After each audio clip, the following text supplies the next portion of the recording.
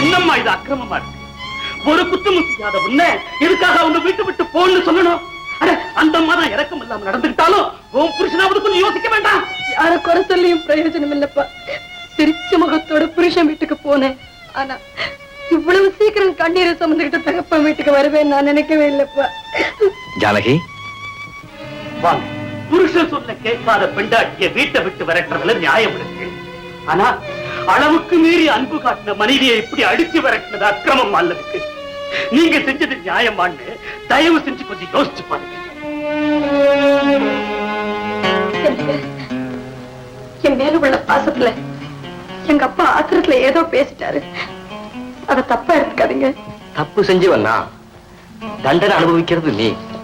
தகப்ப மனசு நோகத்தானே செய்யும். எங்க வந்தீங்க? அம்மா இப்ப இருக்கிற நிலையில நீ அங்க இருந்தா அடிக்கடி குழப்பம் வரணும்தான் உன்னை எங்க அனுப்பி வச்சேன். அவங்க குணமானதும் எப்படியாவது அவங்க சமாதானப்படுத்தி உன்னை அங்க அழைச்சிட்டு போயிடுறேன். இத சொல்லத்தான் வந்தீங்களா? கண்ணையும் குத்திட்டு கண்ணீரையும் தொடக்க வந்துட்டீங்களே. உங்களுக்கு ரொம்ப நல்ல மனசு. ஜானகி, உன்னை அனுப்பி வச்சுட்டு எவ்வளவு வேதனைப்படுறேன்னு எனக்கு தான் தெரியும். மனசாட்சி உள்ளவங்களுக்கு வேற நீதிமன்றமே தேவையில்லைங்க. விடுவு காலம் எப்ப வரும் நான் காத்துக்கிட்டு இருக்கேன். அதை முடிவு செய்ய வேண்டிய பொறுப்பு உங்க கையில தான் இருக்கு. சரி சரி, வாங்க சாப்பிட்டு போறேன். இல்ல ஜானகி, நான் வீட்டுக்கு போறேன். ஏன் பயப்படுறீங்க? உங்க அம்மாவுக்கு தெரிஞ்சா திட்டுவாங்க நினைக்கிறீங்களா? அதெல்லாம் ஒண்ணு இல்லை. சரி சரி, வா சாப்பிட்டே போ. செல்வம், ஓ நீயா? செல்வம் எங்கப்பா காணோம்? வந்து என்னடா? ஒண்ணு இல்லைங்க, நான் கடத்தெருவுக்கு போயிட்டு வர்ற வழியில நம்ம ஜானகி அம்மாவுக்கு முன்னால சின்னையா காரை பார்த்தேன். சரி சரி, நீ போ. அம்மா, பாப்பா, எங்க போயிருந்த? ஏன் இவ்வளவு நேரம்? மனசு சரியில்லை. அப்படியே சோமு வீட்டுக்கு போய் கொஞ்ச நேரம் பேசிட்டு இருந்துட்டு வரேன். சரி சரி, உட்கார சாப்பிடலாம். வேண்டாம்மா, எனக்கு பசி இல்லை. பசி இல்லையா? இல்ல போற இடத்துலயும் சாப்பிட்டு வந்துட்டியா? இல்லம்மா, நீங்க சாப்பிடுங்க.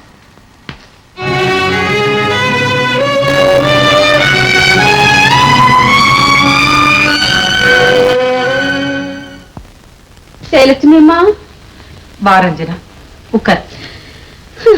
அடாடாடாடாடாடா, எப்படி கலகலன்னு இருந்த வீடு இப்படி ஆயிடுச்சு. உங்க மருமக உங்களை ரொம்ப கொடுமைப்படுத்திட்டாளாமே. கொடுமைப்படுத்தி இருந்தாலும் பரவாயில்லை, எல்லாருக்கும் முன்னாடி என்ன ரொம்ப அவமானப்படுத்திட்டா. இப்படி எல்லாம் நடக்கும்னு தெரிஞ்சுதான் கல்யாணத்து அன்னைக்கே நான் உங்களுக்கு முன்னெச்சரிக்கையா சொன்னேன். அப்ப நீங்க என்ன தப்பா நினைச்சிருப்பீங்க. இப்ப புரிஞ்சுக்கிட்டீங்களா? நீ சொன்னது 100க்கு 100 உண்மை. ஆமா, தம்பி எப்படி இருக்கு? அதை ஏன் கேக்குற? அவன் தான் ஆத்துல ஒரு காலும் சேத்துல ஒரு காலுமா. தாய் சொல்லியும் தட்ட முடியாம, மனைவியும் மறக்க முடியாம அங்கேயும் இங்கேயுமா அலமோதிக்கிட்டு இருக்கான். ஐயோ, அது சரிப்பட்டு வராதே. இதை இப்படியே வளர விட்டா குடும்பத்துக்கு நல்லதில்ல. அதுதான் என்ன செய்யறதுன்னே புரியல. நல்லா, இதுக்கு போய் யாராவது யோசிப்பாங்களா? தம்பிக்கு இன்னொரு பொண்ணை பார்த்து கல்யாணத்தை பண்ணி வச்சுட்டா போகுது. அது எப்படி முடியும்? ஏற்கனவே கல்யாணமான அவனுக்கு யாரு பொண்ணு கொடுப்பாங்க? நீங்க மட்டும் சரின்னு சொன்னா எனக்கு ஒண்ணும் ஆட்சேபனை இல்ல. என் பொண்ணையே உங்க மகனுக்கு கட்டி வச்சிடறேன். அவ சொல்ற, இத பாருங்க, நீங்க எனக்கு சம்மந்தி ஆகணும். என் மகன் உங்களுக்கு மருமகளா வரணும். நீங்களும் உங்க மகனும் சந்தோஷமா இருக்கணும். இதுதான் எனக்கு வேணும். அப்போ ஒரு ஜோசியரை கூப்பிட்டு நல்ல நாளா பார்த்து கல்யாணத்தை மங்களகரமா முடிச்சிருவோம். தங்கம்மா, வணக்கம்மா. யார் நீ? நான் தான் ஜானகியோட அக்கா புருஷன். கல்யாணத்தன்னைக்கு பாத்தீங்களே, அதுக்குள்ள மறந்துட்டீங்களா? எதுக்காக வந்திருக்கேன்? எதுக்காக வருவேன்? கேட்கறதுக்கு யாரும் இல்லங்கிற தைரியத்துல மருமகளை விரட்டி அடிச்சிட்டு மகனுக்கு வேற இடத்துல பெண் பாக்குறீங்களாமே. அதுல என்ன தப்பு? எனக்கு அவளை பிடிக்கல. அதுதான் என் மகனுக்கு வேற ஒரு இடத்துல பெண்ணை பார்த்து கல்யாணம் பண்ணி வைக்க போறேன். கட்ன மனைவியோட சம்மதம் இல்லாம வேற ஒரு கல்யாணம் செஞ்சா அது சட்டப்படி குற்றம். தெரியுமா உங்களுக்கு? இந்த விவகாரம் கோர்ட் வரைக்கும் போனா நீங்க கூண்ல ஏறி நிக்கணும். அது தெரியுமா உங்களுக்கு? என்னப்பா பயமுறுத்துற? இந்த பாருங்க, உங்களுக்கும் கஷ்டம் வரக்கூடாது, அவங்களுக்கும் நஷ்டம் வரக்கூடாது. அதுக்கு ஒரு முடிவு செய்யறதுக்காகத்தான் நான் இங்க வந்திருக்கேன். என்ன மதிக்காத அவளை இனிமே நான் இந்த வீட்டுல சேர்க்கவே மாட்டேன். அதை தவிர வேற ஏதாவது யோசனை இருந்தா சொல்லு.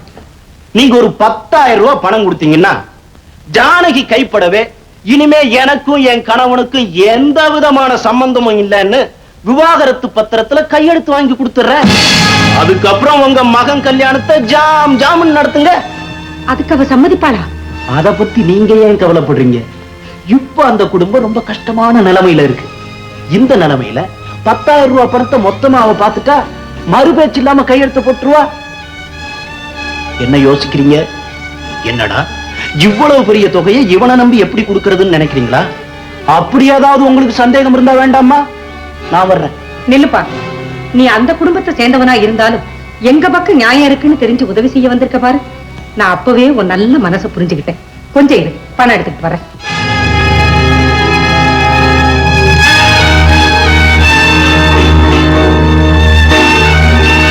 ₹10,000 பணம் வரப்போகுது. ஆனா பத்திரத்துல ஜானகி கையெழுத்து போட மாட்டாளே. அவ அப்பங்க எழுத்திய நான் போடுவேன், இவ கையெழுத்தியா போட முடியாது. அப்பா, நீங்க வேலைக்கு போகல? இல்லம்மா. ஏன்பா? வெளியில என்னால தலை காட்ட முடியலம்மா. என்ன பாக்குறவங்க எல்லாம் உன் பொண்ணு ஏன் புருஷன் வீட்டுல இருந்து திரும்பி வந்தான்னு கேக்குறாங்க. அதுக்கு என்னால பதிலே சொல்ல முடியலம்மா. அவங்க கேட்ட கேள்விக்கு இப்ப பதில் கிடைச்சிச்சுப்பா. இனிமே என் பொண்ணு அவ புருஷன் வீட்டுக்கு போக மாட்டா. என் வீட்டுலதான் நிரந்தரமா தங்க போறான்னு தைரியமா சொல்லுங்க. கணக்கே, இது நானா செஞ்ச முடிவில்லப்பா. எங்க மாமியாரும் உங்க மருமகனும் சேர்ந்து அப்படி ஒரு முடிவுக்கு வந்திருக்காங்க. அவருக்கு இன்னொரு கல்யாணம் நடக்க போகுதுப்பா. என்னம்மா சொல்ற? கடைக்கு போயிட்டு வர வழியில அவங்க வீட்டு டிரைவர் இந்த விஷயத்தெல்லாம் என்கிட்ட சொன்ன இருப்பார். என்னம்மா அநியாயமா இருக்கு. அந்த அம்மா மனசுல என்ன நினைச்சிட்டாங்க? பணம் இருந்தா எதையும் செய்யலாங்கிற தைரியமா? இங்க என் பெண்ணை கண்கலங்க வச்சுட்டு அங்க வேற ஒரு கல்யாணமா? அது எப்படி நடக்குதுன்னு பாத்துறமா. லட்சுமியம்மா,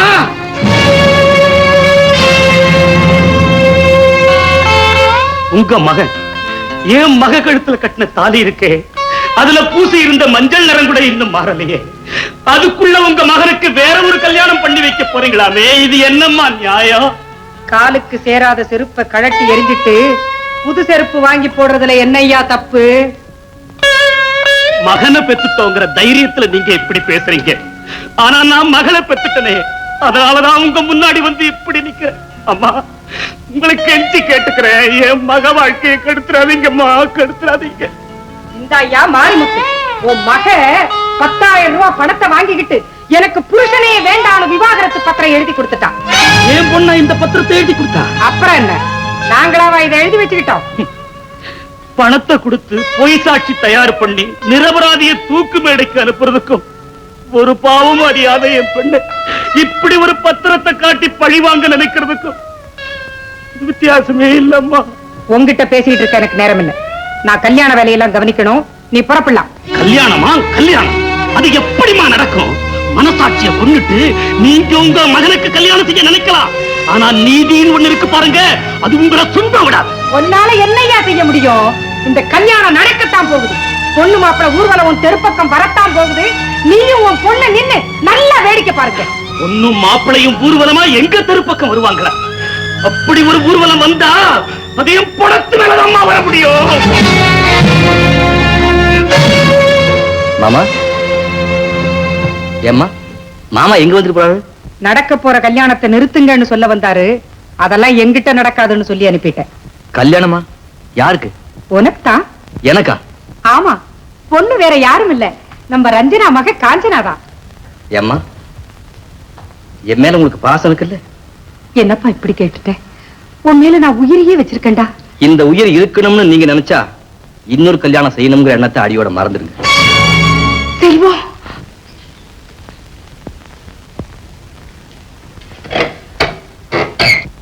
அப்பா இறங்குங்கப்பா.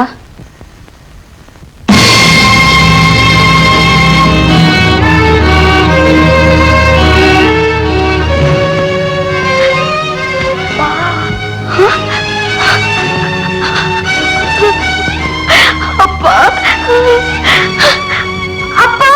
இந்தாயா சீட் எடுத்துக்க. என்னையா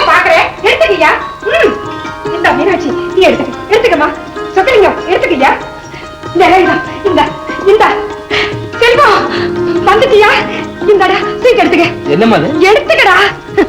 உனக்கு விஷயமே தெரியாதா? எனக்கு பேரம் பிறந்துட்டான்டா, நீ அப்பா ஆயிட்ட. இன்னொரு சீட் எடுத்துக்க. ஏன் எல்லாரும் நின்னுட்டு இருக்கீங்க? வாங்க, உங்க வேலையை கவனிங்க. செல்வம், நம்ம குடும்பத்துக்கு ஒரு வாரிசு இல்லையேன்னு நான் ரொம்ப கவலைப்பட்டுக்கிட்டு இருந்தேன்டா. ஆண்டவனா பார்த்து என் குறைய தீர்த்துட்டான். செல்வம், எனக்கு என் பேரனை பார்க்கணும்னு ரொம்ப ஆசையா இருக்குடா. அதுக்கு என்னம்மா, வாங்க இப்பவே போய் ஜானகி குழந்தையும் பார்த்துட்டு வந்துடலாம். எங்க? அவ வீட்டுக்கா? நானா? எப்படியாவது இந்த ஜெயலட்சுமியை பணிய வைக்கணும்னு அவ எதிர்பார்த்துக்கிட்டு இருக்கா. அதுதான் என்கிட்ட நடக்காது. இந்த பாரு, அவதான் எனக்கு வேண்டாம். புள்ள நமக்கு இல்லடா சொந்தம். போய் குழந்தையை கொடுன்னு வாங்கிப்பா. அவ எப்படிமா கொடுப்பா? அவ ஒண்ணு சும்மா கொடுக்க வேண்டாம். பணம் தர்ற, வீசி எரிஞ்சிட்டு குழந்தையை வாங்கிட்டு வா. நீங்க சாதாரணமா சொல்லிட்டீங்க. ஆனா பணத்துக்காக பெத்த குழந்தை யாராவது கொடுப்பாங்களாமா? அவ கொடுப்பாடா. 10,000 ரூபாய வாங்கிக்கிட்டு எனக்கும் என் புருஷனுக்கும் சம்பந்தம் இல்லைன்னு விவாகரத்து பத்திரம் எழுதி கொடுத்தவ குழந்தையவா கொடுக்க மாட்டா. என்னமா சொல்றீங்க? ஏன், நான் சொல்றதுல உனக்கு நம்பிக்கை இல்லையா? பத்திரத்தை இரும்பு பெட்டியில பத்திரமா வச்சிருக்கேன். எடுத்துட்டு வந்து காட்டட்டுமா? வேண்டாம். அப்புறம் என்னடா, மாளிகையில வளர வேண்டிய என் பேரு அந்த மண் குடிசையில கிடந்து கஷ்டப்படணுமா? புருஷனே வேண்டாம், புள்ள எதுக்கு? போய் என் பேரனை தூக்கிட்டு வா. ஜானகி, வாங்க. மனைவி எப்படி இருக்கான்னு கூட பார்க்க வராத உங்களுக்கு மகம் பிறந்ததும் எங்களை எல்லாம் பார்க்கணும்னு பாசம் வந்துருச்சாக்கும். என்ன ஜானகி அப்படி சொல்றேன்? உண்மையில எப்பவுமே நான் அனுபவிச்சிருக்கேன். அத பங்கு போடதான் இப்ப இன்னொருத்த வந்துட்டானே. பையன் எப்படி இருக்கா? உன்ன மாதிரியே இருக்கான். என்ன சந்தோஷப்படுத்துறதுக்கு அப்படி சொல்றீங்களா? உண்மையை சொல்லுங்க. உங்க அம்மா மாதிரியே இல்ல, மூக்கு மொழி அப்படியே தான் இருக்கு. ஆனா குணமும் அவங்கள மாதிரியே இருந்துட்டா நான் எப்படித்தான் சமாளிக்க போறேனோ. பேரன் பிறந்துட்டான்னு கேள்விப்பட்டதும் அம்மா ரொம்ப சந்தோஷப்பட்டாங்க. பேரனை பெற்று அவங்களுக்கு நான் கொடுத்துட்டேன். ஆனா மகன் எனக்கு கொடுக்க உங்க அம்மாவுக்கு மனசு வரலையே. பிரிஞ்சிருக்கிற நம்ம 2 பேரையும் ஒண்ணு சேர்த்து வைக்கத்தானே இவன் பிறந்திருக்கான். அடுத்த திரு ஜோசியர் கூட அப்படித்தான் சொன்னார். அம்மா இவனை பார்க்கணும்னு துடிச்சுக்கிட்டு இருக்காங்க. அவ்வளவு ஆசை இருந்தா அவங்க இங்க வந்து பாக்கட்டுமே. அவங்க இங்க வந்தா என்ன, இவன் அங்க போனா என்ன, எல்லாமே ஒண்ணுதானே. என்ன சொல்றீங்க? நீ கஷ்டப்படுறத கேள்விப்பட்டேன். இந்த பணத்தை வச்சுக்க, குழந்தை என்கிட்ட கொடுத்துரு. அது கஷ்டப்படாம அங்க வளரட்டும்.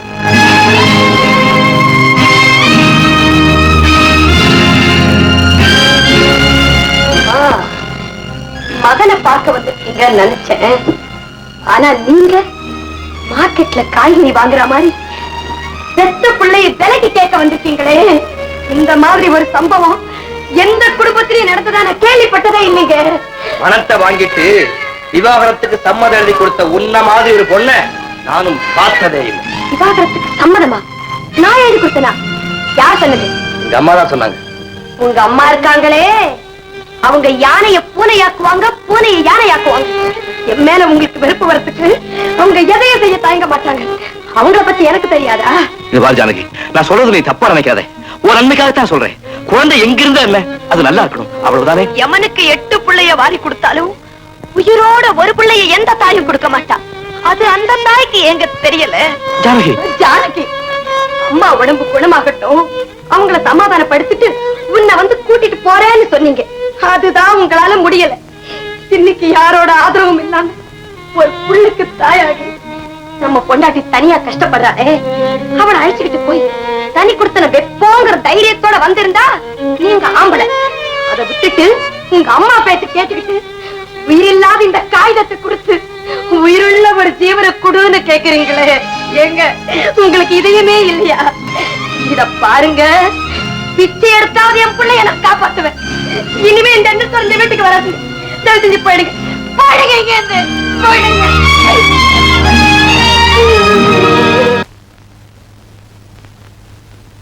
இப்ப உங்க அம்மா என்ன சொல்லி அமிச்சாங்க? இப்படி எல்லாம் கேட்டா அவ குழந்தை கொடுக்க மாட்டா, நீ போய் தூக்கிட்டு வந்துருன்னு சொல்லி அமிச்சாங்களா? நான் அதுக்காக வரல ஜானகி. உன் விருப்பப்படியே அடையாறுல ஒரு வீடு வாடகைக்கு பார்த்திருக்கேன். நாம 2 பேரும் தனி கொடுத்துட போறோம். உண்மையாவா சொல்றீங்க? ஆமா, நாளைக்கு காலையில வர்றேன். புறப்படுறது தயாரா இருக்கு.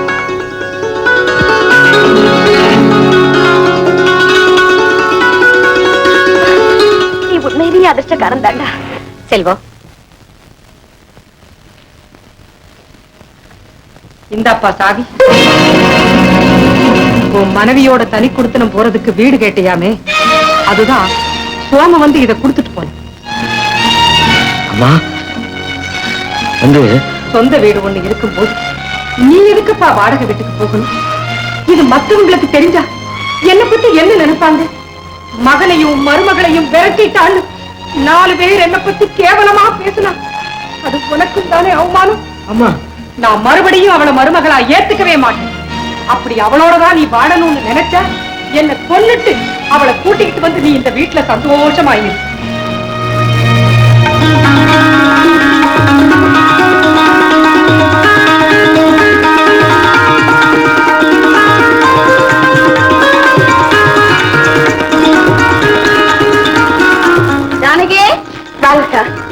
நீ தனி கொடுத்தன போறதா கேள்விப்பட்டோம். ஆமா, ரொம்ப சந்தோஷமா. உன் புருஷனுக்கு இப்போவாவது நல்ல மனசு வந்து உன்னை கூட்டிட்டு போகணும்னு தோணுச்சேன். அங்க போயிட்டா எங்களையா மறந்துடுறத ஜானகி? என்னக்கா அப்படி சொல்றீங்க? உறவுக்கும் மேலா பழகின உங்களை எல்லாம் நான் மறந்துட முடியுமா? கட்டாய அடிக்கடி உங்களை பார்க்க வருவேன். அப்ப நாங்க வரோம் ஜானகி. சரிக்கா.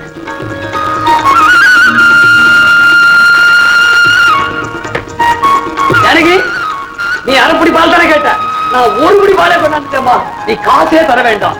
புது வீட்டுக்கு போனதோ பால் காய்ச்சி நீயும் உன் புருஷனும் சந்தோஷமா இருக்கணும், அவ்வளவுதான்.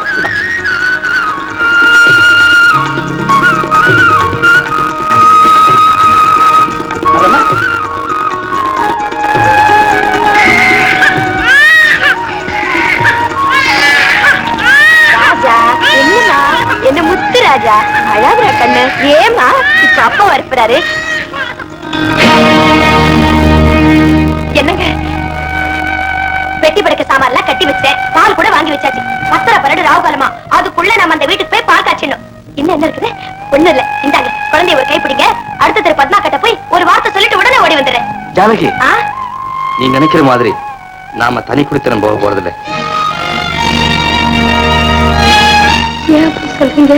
நாம் 2 பேரும் சேர்ந்து வாழணும்னு தான் நான் நினைக்கிறேன். ஆனா சந்தர்ப்பமும் சூழ்நிலையும் அதுக்கு தடையா இருக்குதே. என்னங்க இது? நம்ம 2 பேரும் தனி கொடுத்துன போறதா தெருவில் இருக்கிற எல்லார்கிட்டையும் நான் சொல்லிட்டேன். இந்த கடைசி நிமிஷத்துல வந்து நீங்க இப்படி சொல்றீங்களே. அக்கம் பக்கத்துல இருக்கிறவங்க எல்லாம் என்ன பார்த்து நீ ஏண்டி உன் புருஷன் கூட போலேன்னா நான் என்னங்க சொல்லுவேன்? இத பாருங்க, எனக்கு பங்களா வேணாம். 10 ரூபாய் வாடகையில ஒரு குடிசையா இருந்தா போதும், நான் அவங்க கூட வரேன். நீங்க எனக்கு பணம் கொடுத்து உதவ வேண்டாம். நானே கஷ்டப்பட்டு சம்பாதிச்சுக்கிறேன். உங்களை நான் கெஞ்சு கேட்கிறேன், என்ன இந்த இடத்துல இருந்து கூட்டிட்டு போயிடுங்க. என்னங்க, நான் உங்க கால விழுந்து கேட்கிறேன், இந்த இடத்தை விட்டு என்ன கூட்டிட்டு போயிடுங்க. என்ன மன்னிச்சிரு ஜானகி.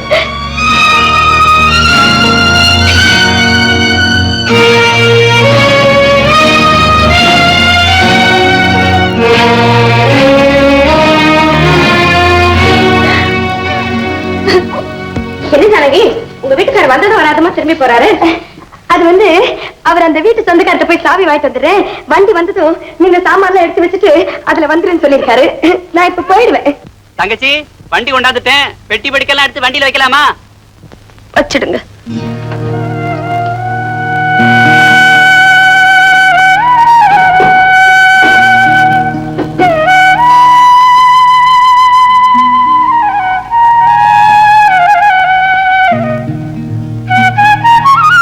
பெரிய வீட்டு தம்பி, நீங்க செஞ்சது நியாயமா? என்னையா சொல்றீங்க? தம்பி, நீங்க சொன்ன மாதிரி ஜானகியை தனி கொடுத்தன வச்சிருந்தா அந்த பொண்ணுக்கு இந்த கதி ஏற்பட்டுமா? பாவம், யாருமே ஆதரவில்லைன்னு அது இந்த ஊரை விட்டே போயிடுச்சு. ஊரை விட்டே போயிட்டாளா? நான் தான் எக்மோர் ஸ்டேஷன்ல கொண்டு போய் விட்டுட்டு வர்றேன். எந்த ஊருக்கு போனா? அதெல்லாம் எனக்கு தெரியாது தம்பி. குடும்பத்துல 1000 இருக்கும். ஆனா பெரிய மனசு பண்ணி தேடுறதுக்கு முயற்சி பண்ணுங்க. நான் வர்றேன். செல்வம், எங்கடா போயிருந்த? ஏன்பா ஒரு மாதிரியா இருக்க? என்னடா நான் கேட்டுக்கிட்டே இருக்க, பேசாம நிக்கிற? இனிமே பேசுறதுக்கு என்னமா இருக்கு? இந்த வீட்டுல ஜானகி எத்தனையோ கொடுமைகள் அனுபவிச்சா. அதையெல்லாம் நான் பார்த்தும் பார்க்காத குருடனா இருந்தேன். ஏன்? உங்களுக்காக. என் மனைவி இந்த வீட்டுல இருக்கிற வரைக்கும் உங்களால நிம்மதியா இருக்க முடியாதுன்னு சொன்னீங்க. வீட்டை விட்டே போக சொன்னேன். அவ அழுது புலம்புனா. அதை கேட்டும் கேட்காத செவிடனா இருந்தேன். ஏன்? உங்களுக்காக. பெத்த குழந்தைய விலைக்கு வாங்கிட்டு வரான்னு எங்கிட்டயே பணம் கொடுத்து அனுப்புனீங்க. அப்ப உங்களை எதிர்த்து பேச முடியாத ஊமையா இருந்தேன். ஏன்? உங்களுக்காக. ஆனா எனக்காக நீங்க கொஞ்சம் இழக்கப்பட்டு அவளை இந்த வீட்டோட வச்சிருந்தா இன்னைக்கு அவ ஊரை விட்டே போயிருப்பாளா? ஊரை விட்டே போயிட்டாளா? இனிமே இந்த ஊர்ல அவளுக்கு என்னமா இருக்கு? தாலி கட்டின மனைவியை என்ன போல கொடுமைப்படுத்தின கணவன் இருக்க மாட்டான். அம்மா பேச்ச கேட்டு இப்படி தலையாட்டி பொம்மையா இருக்கிற அப்பாவி மகனும் இந்த உலகத்தை எங்கேயுமே இருக்க மாட்டான். ஆல் ஃபேட்.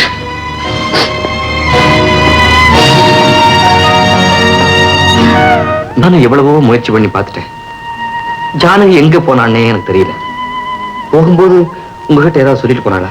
சொல்லிட்டு போகக்கூடிய நிலைமையில நீங்க அவளை வச்சிருந்தா அவ எங்க சொல்லாம போறா? உறவுக்கும் பாசத்துக்கும் இடையில இருதலைக்குள் எறும்பா தவச்சுக்கிட்டு இருக்கிற ஏன் நிலைமை? தம்பி செல்வம், பால் சாப்பிடுப்பா. ஏண்டா என்கிட்ட பேச மாட்டேங்கிற? இப்படி பேசாம இருந்து என்ன சித்திரவதை செய்யாத. இந்த தண்டனை என்னால தாங்க முடியாதப்பா, தாங்கவே முடியாது.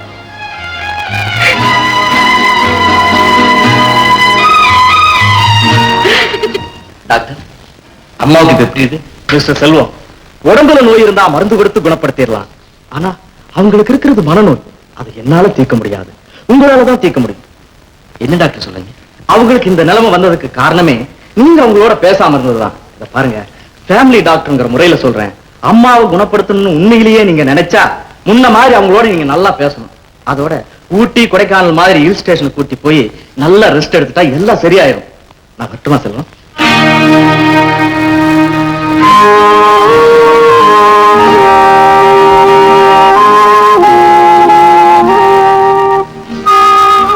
அம்மா,